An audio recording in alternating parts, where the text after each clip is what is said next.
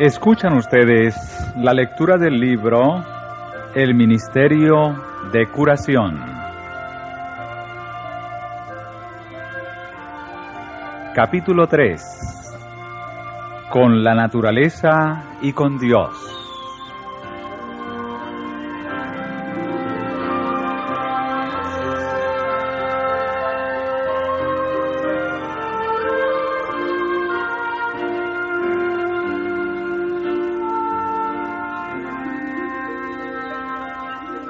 La vida terrenal del Salvador fue una vida de comunión con la naturaleza y con Dios. En esta comunión nos reveló el secreto de una vida llena de poder. Jesús obró con fervor y constancia. Nunca vivió en el mundo nadie tan abrumado de responsabilidades, ni llevó tan pesada carga de las tristezas y los pecados del mundo. Nadie trabajó con celo tan agobiador por el bien de los hombres. No obstante, era la suya una vida de salud. En lo físico como en lo espiritual, fue su símbolo el Cordero, víctima expiatoria, sin mancha y sin contaminación. Tanto en su cuerpo como en su alma, fue ejemplo de lo que Dios se había propuesto que fuera toda la humanidad mediante la obediencia a sus leyes. Cuando el pueblo miraba a Jesús, veía un rostro en el cual la compasión divina se armonizaba con un poder consciente. Parecía rodeado por un ambiente de vida espiritual. Aunque de modales suaves y modestos, hacía sentir a los hombres un poder que, si bien permanecía latente, no podía quedar del todo oculto. Durante su ministerio, persiguiéronle siempre hombres astutos e hipócritas que procuraban su muerte. Seguíanle espías que acechaban sus palabras para encontrar algo contra él. Los intelectos más sutiles e ilustrados de la nación procuraban derrotarle en controversias, pero nunca pudieron aventajarle. Tuvieron que dejar la lid, confundidos y avergonzados por el humilde maestro de Galilea. La enseñanza de Cristo tenía una lozanía y un poder como nunca hasta entonces conocieron los hombres. Hasta sus mismos enemigos hubieron de confesar: nunca ha hablado hombre así como este hombre.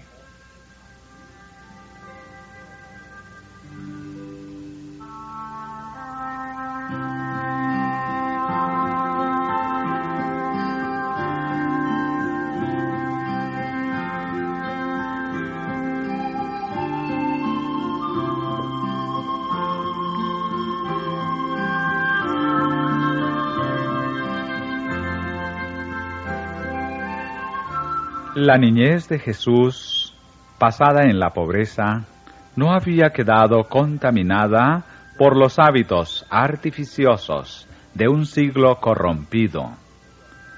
Mientras trabajaba en el banco del carpintero y llevaba las cargas de la vida doméstica, mientras aprendía las lecciones de la obediencia y del sufrimiento, hallaba solaz en las escenas de la naturaleza, de cuyos misterios adquiría conocimiento al procurar comprenderlos.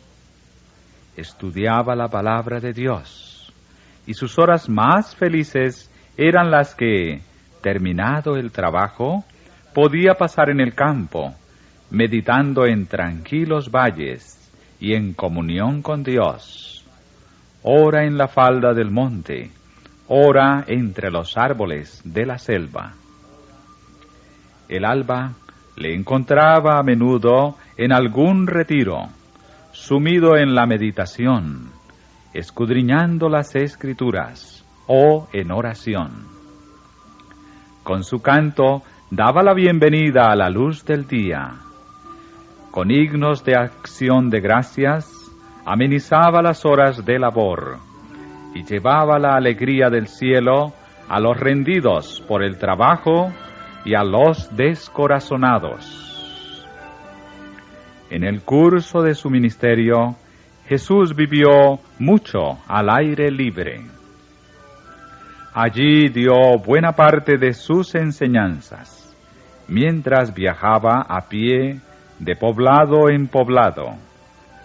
Para instruir a sus discípulos, huía frecuentemente del tumulto de la ciudad a la tranquilidad del campo, que estaba más en armonía con las lecciones de sencillez, fe y abnegación que quería darles.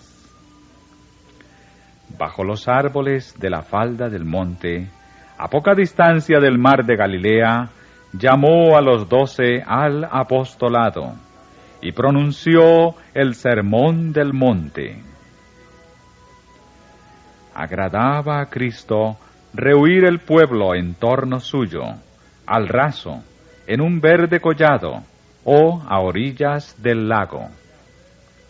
Allí, rodeado de las obras de su propia creación, podía desviar los pensamientos de la gente de lo artificioso a lo natural. En el crecimiento y desarrollo de la naturaleza se revelaban los principios de su reino. Al alzar la vista hacia los montes de Dios y al contemplar las maravillosas obras de sus manos, los hombres podían aprender valiosas lecciones de verdad divina. En días venideros, las lecciones del Divino Maestro le serían repetidas por las cosas de la naturaleza. La mente se elevaría y el corazón hallaría descanso.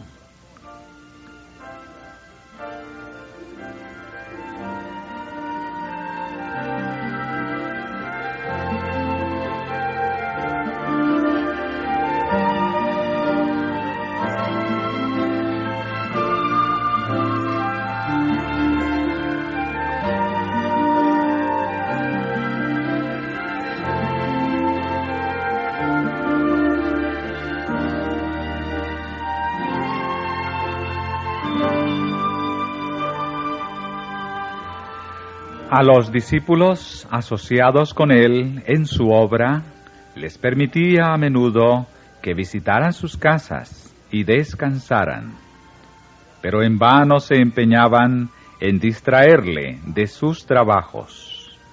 Sin cesar, atendía a las muchedumbres que a él acudían, y por la tarde, o muy de madrugada, se encaminaba hacia el santuario de las montañas, en busca de comunión con su Padre. Muchas veces, sus trabajos incesantes y el conflicto con la hostilidad y las falsas enseñanzas de los rabinos le dejaban tan exhausto que su madre y sus hermanos, y aun sus discípulos, temían por su vida. Pero siempre que volvía de las horas de oración que ponían término al día de trabajo, notaban en su semblante la expresión de paz, la frescura, la vida y el poder de que parecía compenetrado todo su ser. De las horas pasadas a solas con Dios, salía cada mañana para llevar a los hombres la luz del cielo. Al regresar los discípulos de su primera gira de evangelización, Jesús les dio la invitación: venid aparte y reposad un poco. Los discípulos habían vuelto llenos de gozo por su éxito como pregoneros del Evangelio, cuando tuvieron noticia de la muerte de Juan el Bautista a manos de Herodes. Esto les causó amarga tristeza y desengaño. Jesús sabía que al dejar que el Bautista muriera en la cárcel, había sometido a una dura prueba la fe de los discípulos. Con compasiva ternura contemplaba sus semblantes entristecidos y surcados de lágrimas.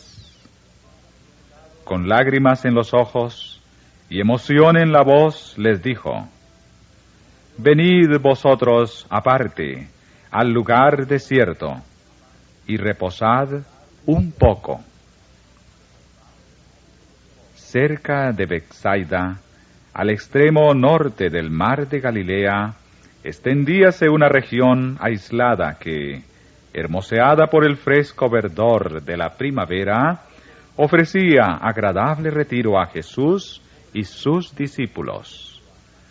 Allá se dirigieron, cruzando el lago en su barco. Allí podían descansar lejos del bullicio de la muchedumbre. Allí podían oír los discípulos las palabras de Cristo, sin que los molestaran las argucias y acusaciones de los fariseos. Allí esperaban gozar una corta temporada de intimidad con su Señor.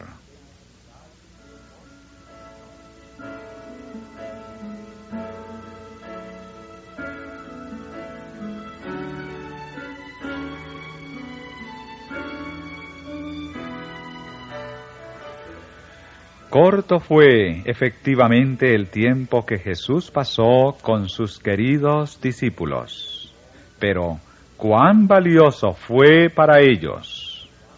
Juntos hablaron de la obra del Evangelio y de la posibilidad de hacer más eficaz su labor al acercarse al pueblo. Al abrirles Jesús los tesoros de la verdad, sentíanse vivificados por el poder divino y llenos de esperanza y valor.